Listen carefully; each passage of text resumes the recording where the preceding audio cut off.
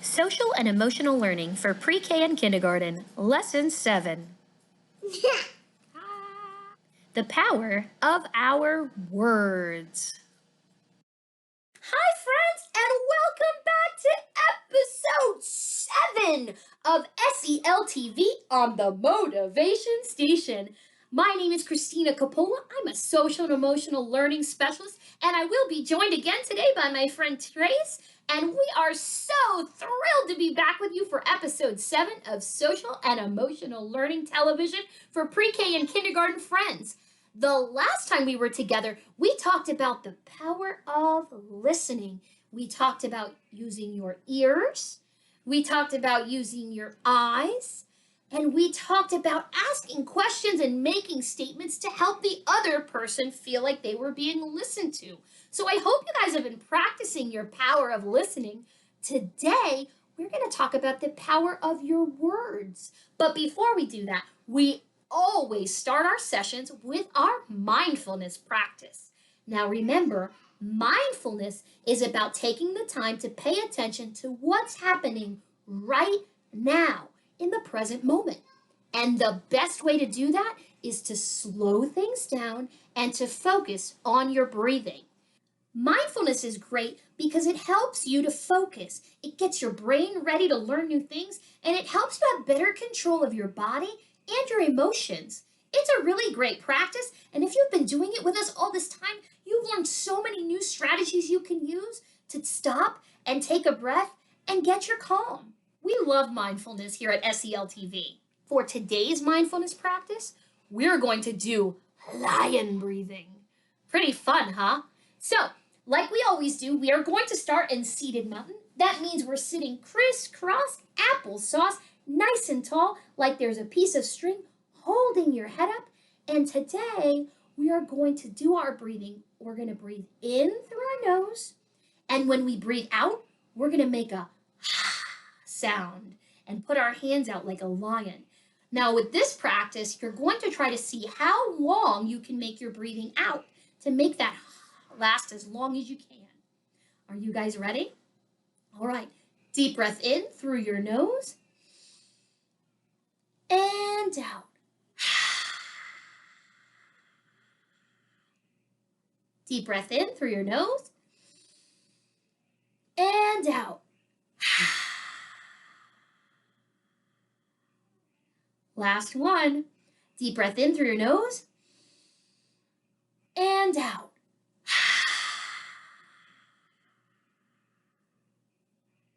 You guys ready to try it with me and Trace? Let's go. We're going to go ahead and get started with our mindfulness practice, and today we're going to be doing lion breathing. Do you like lions, Trace? Ooh, I'll take that as a yes. So we're going to be in seated mountain. That means we're sitting crisscross applesauce, nice and tall, like there's a piece of string holding your head up. And we are going to breathe in through our nose and out through our mouths. When we breathe out, we're going to go ha, like a lion. See how long you can hold that ha sound, okay? Deep breath in and out.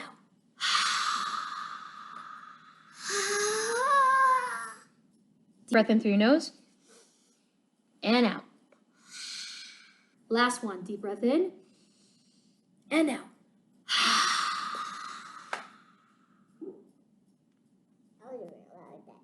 Okay. Did you like that one? So I told you guys today we were going to talk about the power of your words.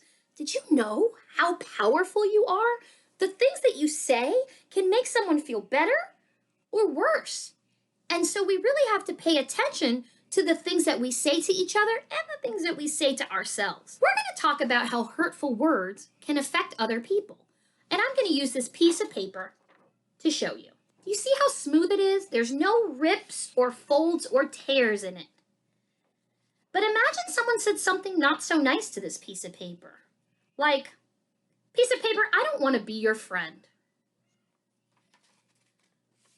Well, that would put a fold in it. Piece of paper, I don't like white. I wish you were a different color. That puts another fold in it. Hey, piece of paper, nobody around here wants to play with you. puts another fold in it. Well, let's say after saying all those hurtful things, we feel really bad. And we want to make things right with the piece of paper. So we say, I'm sorry, piece of paper, that I said nobody likes you. People do like you. I'm sorry, piece of paper, that I said I don't like the color white. That wasn't very nice. I'm sorry, piece of paper, that I said I don't want to be your friend. So by apologizing, I took all the folds out of the paper. But do you see? If you look, the folds are still there. That's the thing about your words. When you say something that hurts someone, even when you say you're sorry, some of the hurt still stays. All the folds that are in the paper, no matter how much I try to smooth them out, they represent hurt feelings. And so that's why we have to be careful about what we say, because even when we say we're sorry, some of the hurt still stays.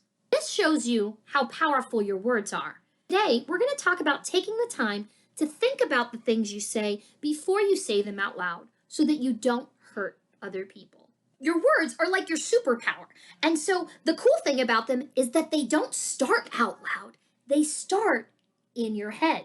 And so today we are going to practice the superpower of think before you speak. Think before you speak, huh?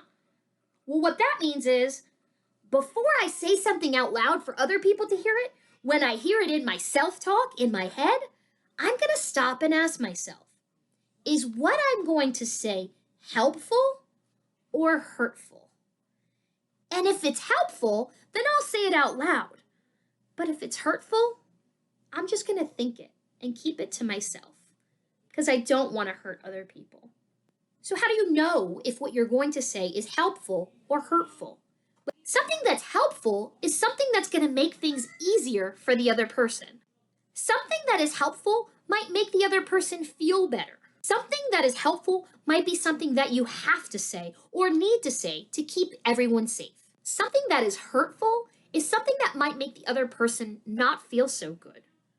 A lot of times, things that are hurtful don't need to be said.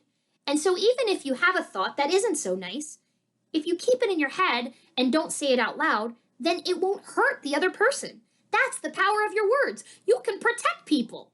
The first thing that you have to do to develop the superpower of your words is to figure out if what you want to say is helpful or hurtful. We're going to play a quick game where you listen to a statement and we are going to decide if that statement is helpful or hurtful. Let's see if you can do it. So Dylan is late for school. When he walks into the classroom, the teacher says, "What's wrong with you? Can't you tell time?" Is that helpful or hurtful? Hurtful. What is a helpful thing you could say if someone is late? You're here. You're here. Wonderful. We're glad you're here. So Jenny is just learning how to ride a bike, and she's getting really frustrated. So her friend Alexis says, "I remember when I learned to ride a bike, and it was really hard."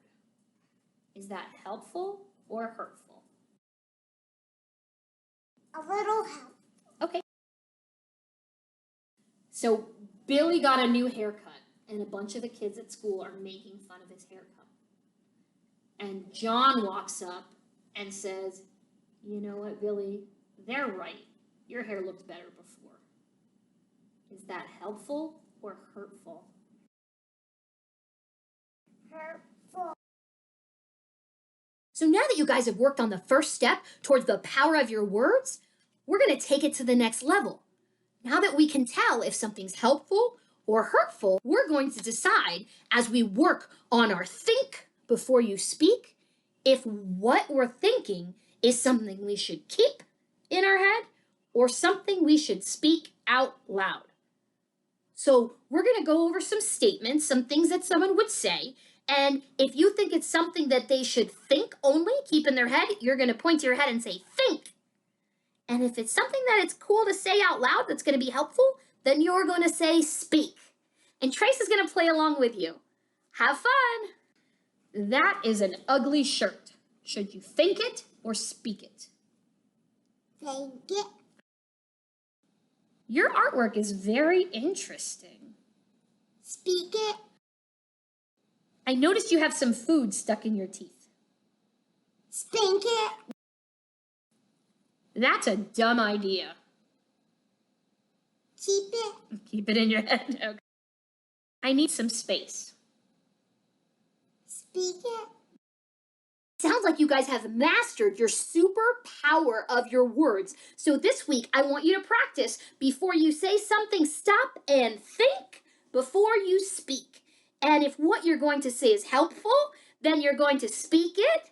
And if something you're thinking might be hurtful, then you'll just keep it in your head. Have a great week. We'll see you next time. All right, guys, and to finish up our session today, we're going to go back to our mindfulness practice and our lion breathing. So we're going to go ahead and get in seated mountain. That's crisscross applesauce, nice and tall, like there's a piece of string holding your head up. And are you ready, Trace? All right. Deep breath in through your nose. And out. Deep breath in through your nose. And out. Deep breath in through your nose. And out. Last one, like you're the king of the jungle. Are you ready, Trace? Deep breath in through your nose. And out. Great job today, guys. Very nice lion breathing. We'll see you next time. Bye.